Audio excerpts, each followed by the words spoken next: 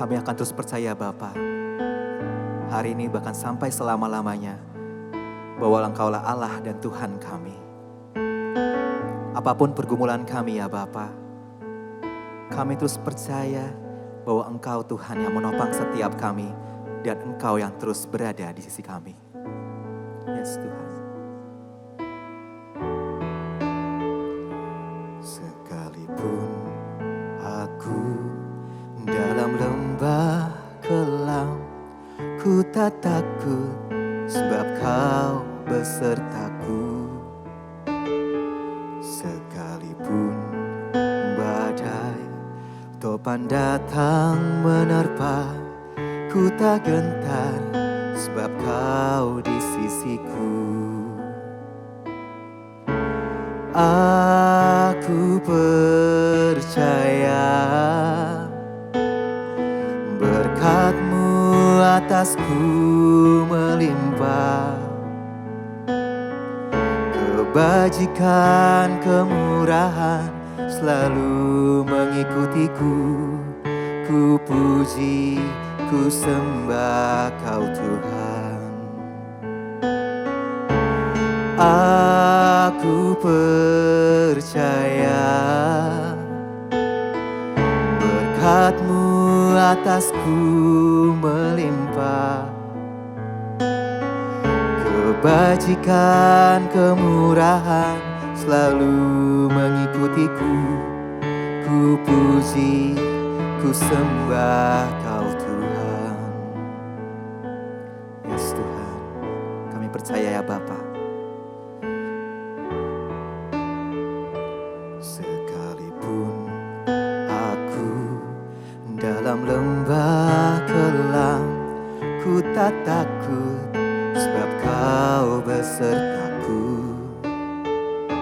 Sekalipun badai topan datang menerpa, ku tak gentar sebab Kau di sisiku.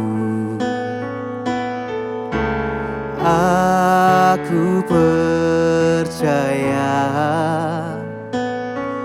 berkat-Mu atasku melimpah, kebajikan kemurahan selalu mengikutiku. Ku puji, ku sembah Kau Tuhan. Aku percaya berkat-Mu atasku melimpah, kebajikan kemurahan selalu mengikutiku. Ku puji, ku sembah Kau Tuhan.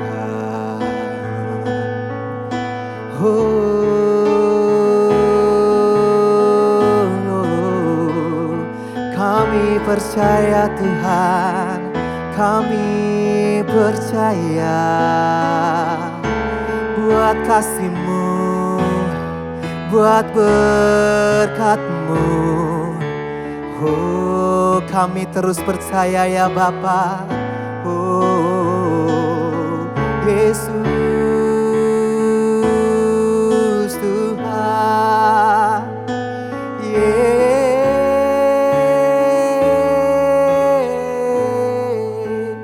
Ya Bapa kami,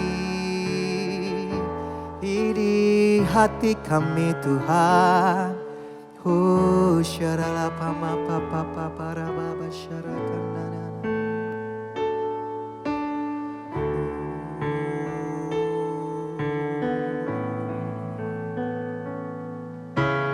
Aku percaya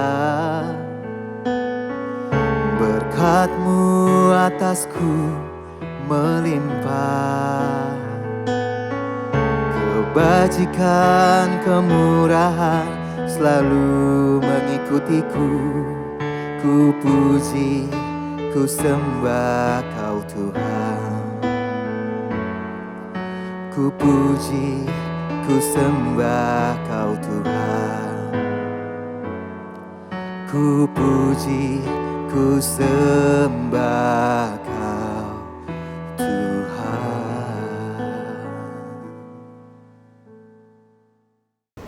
Shalom jemaat yang dikasihi Tuhan. Mari kita sama-sama kembali merenungkan firman Tuhan yang diambil dari 2 Samuel pasal 21. Dan saya ajak kita coba melihatnya. Ayat yang pertamanya dikatakan begini, dalam zaman Daud terjadilah kelaparan selama 3 tahun berturut-turut.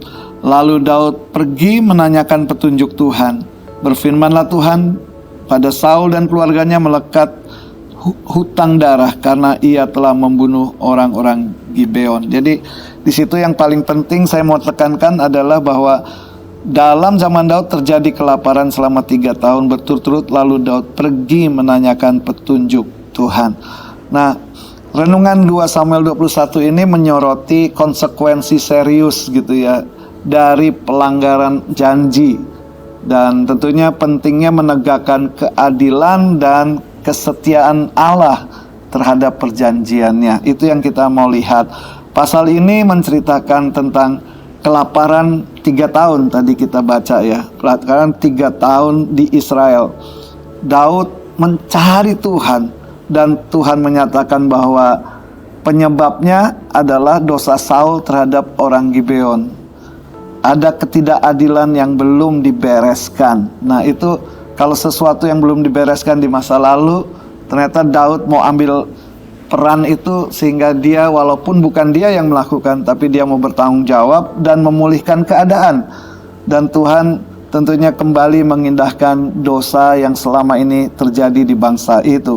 Yang pertama, dosa yang tidak dibereskan akan menghambat berkat. Itu yang terjadi kalau kita baca ayat 1 tadi. Jadi bangsa itu mengalami kelaparan padahal mereka umat pilihan Tuhan ya. Jadi kalau dosa nggak diberesin, akibatnya akan dialami. Dan ini mengajarkan bahwa hubungan yang rusak, dosa yang tidak dibereskan, dan ketidakadilan bisa menghalangi yang namanya pemulihan dan berkat Tuhan. Dan kadang kita juga bertanya, kenapa dosa saya terasa tertutup gitu ya. Tuhan bisa sedang mengajak kita tuh memeriksa hati dan membereskan sesuatu di dalam hidup kita. Nah, kita mau belajar yang kedua adalah Daud mencari Tuhan, bukan menyalahkan keadaan. Kalau kita melihat ketika tahu ada kelaparan, ternyata Daud itu datang kepada Tuhan, alamat yang tepat, dan dia minta petunjuk kepada Tuhan. Yang di ayat 1 tadi kita baca, Daud meminta petunjuk Tuhan. Nah, ini adalah teladan yang penting bagi kita saat masalah datang, saat pelayanan mungkin terasa kering, atau saat hidup itu terasa berat di dalam kehidupan kita. Carilah Tuhan lebih dulu. Kita tahu disitulah solusi kita dapatkan. Bukan cari cara-cara secara instan dari orang-orang, kekuatan-kekuatan yang bukan Tuhan kehendaki. Dan yang ketiga juga kita mau lihat, pemulihan membutuhkan keberanian untuk membereskan masa lalu. Daud berani menghadapi kesalahan masa lalu dari bangsa Israel dan mengambil langkah pemulihan. Jadi tentu kadang-kadang kalau untuk itu kita rasanya nggak nyaman ya. Jalan menuju satu pemulihan itu kita harus seperti misalnya ada orang yang menyakiti kita, kita belajar untuk mengampuni. Dan itu kadang-kadang menyakitkan atau nggak nyaman buat kita, tetapi justru itu sebenarnya memulihkan rohani kita. Jadi biarlah kita boleh belajar mengampuni. Kalau kita yang salah, minta maaf, mengakui kesalahan, itu menutupi pintu dosa yang lama itu. Dan kita percaya bahwa Tuhan akan mengerjakan perkara besar dalam hidup kita. Dan tentunya yang keempat, setelah pemulihan terjadi, kita akan melihat Tuhan akan memulihkan sesuatu yang lebih besar. Dan kalau di pasal ini ayat 14-nya tentu kita akan melihat bagaimana Tuhan itu memulihkan negeri. Maka dikatakan sesudah itu Allah mengabulkan doa untuk negeri itu. Jadi negeri itu dipulihkan ya. Jadi ketika hati dibereskan, langit itu terbuka, berkat itu terbuka. Ketika hubungan dipulihkan, doa kembali mempunyai satu doa yang berkuasa. Jadi aplikasi buat kita adalah biarlah kita boleh menjaga dan memiliki hubungan yang baik satu dengan yang lain, bahkan dengan Tuhan yang terutama. Adakah sesuatu dosa di masa lalu yang belum beres? Biarlah kita mau bereskan. Dan biarlah kita juga awali dengan mencari Tuhan terlebih dahulu. Dan sebagai sesuatu yang perlu kita tekankan hari ini adalah Tuhan bukan hanya ingin kita diberkati, tapi Tuhan ingin kita hidup dalam pemulihan. Dan pemulihan memang tidak selalu mudah, tapi selalu membawa berkat. Itu yang kita tahu, dan apa yang kita renungkan hari ini, biarlah kita juga boleh menjadi orang-orang yang membereskan masa lalu kita, sehingga kita juga mendapatkan pemulihan dari Tuhan. Ketika kita mencari Tuhan, ketika kita datang ke alamat yang tepat. Tuhan Yesus memberkati. Mari kembali kita berdoa. Bapa, kami bersyukur untuk kebaikan dan kemurahan Tuhan. Tuhan, kami mau hari ini datang kepada Tuhan, selidiki hati kami. Kalau ada hal-hal yang salah di masa lalu yang belum kami bereskan, biarlah Tuhan kami boleh dengan hati yang tulus boleh datang kepada Tuhan, mengakui segala kesalahan dan dosa kami, dan kami berharap Tuhanlah yang akan menolong kami, memampukan kami, dan memulihkan hidup kami. Terima kasih Tuhan, segala kemuliaan hanya bagi nama-Mu, di dalam nama Tuhan Yesus. Haleluya. Amin. Amin. 2 Samuel 21. Orang-orang Gibeon dan keluarga Saul. Dalam zaman Daud terjadilah kelaparan selama 3 tahun berturut-turut, lalu Daud pergi menanyakan petunjuk Tuhan. Berfirmanlah Tuhan, pada Saul dan keluarganya melekat hutang darah, karena ia telah membunuh orang-orang Gibeon. Lalu raja memanggil orang-orang Gibeon dan berkata kepada mereka, orang-orang Gibeon itu tidak termasuk orang Israel, tetapi termasuk sisa-sisa orang Amori, dan walaupun orang Israel telah bersumpah kepada mereka, Saul berikhtiar membasmi mereka dalam kegiatannya untuk kepentingan orang Israel dan Yehuda. Daud berkata kepada orang-orang Gibeon itu, apakah yang dapat kuperbuat bagimu, dan dengan apakah dapat kuadakan penebusan, supaya kamu memberkati milik pusaka Tuhan? Lalu berkatalah orang-orang Gibeon itu kepadanya, bukanlah perkara emas dan perak urusan kami dengan Saul serta keluarganya, juga bukanlah urusan kami untuk membunuh seseorang di antara orang Israel. Tetapi kata Daud, apakah yang kamu kehendaki akan kuperbuat bagimu?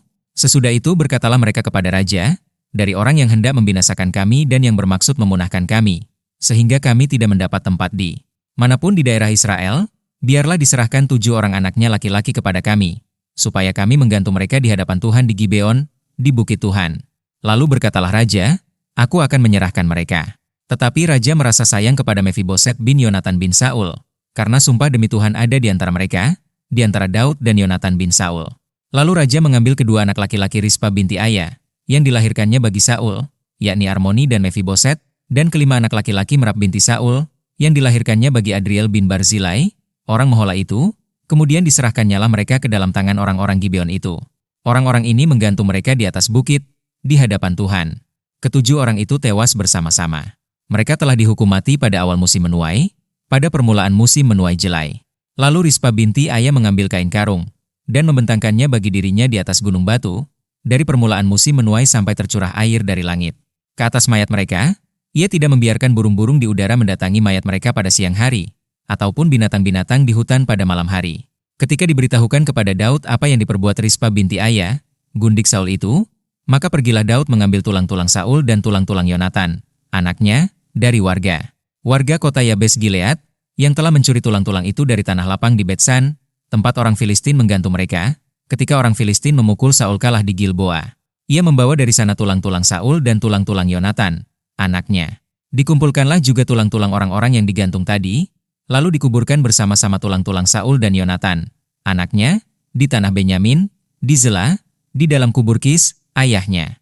Orang melakukan segala sesuatu yang diperintahkan raja, maka sesudah itu Allah mengabulkan doa untuk negeri itu. Peperangan melawan orang Filistin. Ketika terjadi lagi peperangan antara orang Filistin dan orang Israel, maka berangkatlah Daud bersama-sama dengan orang-orangnya, lalu berperang melawan orang Filistin, sampai Daud menjadi letih lesu. Yisbi Benob, yang termasuk keturunan raksasa, berat tombaknya 300 shikal tembaga dan ia menyandang pedang yang baru, menyangka dapat menewaskan Daud. Tetapi Abisai, anak Zeruya, datang menolong Daud, lalu merobohkan dan membunuh orang Filistin itu. Pada waktu itu orang-orang Daud memohon dengan sangat kepadanya. Kata mereka, janganlah lagi engkau maju berperang bersama-sama dengan kami, supaya keturunan Israel jangan punah bersama-sama engkau. Sesudah itu terjadi lagi pertempuran melawan orang Filistin di Gob. Pada waktu itu Sibhai, orang Husa, memukul Kalasaf, yang termasuk keturunan raksasa. Dan terjadi lagi pertempuran melawan orang Filistin.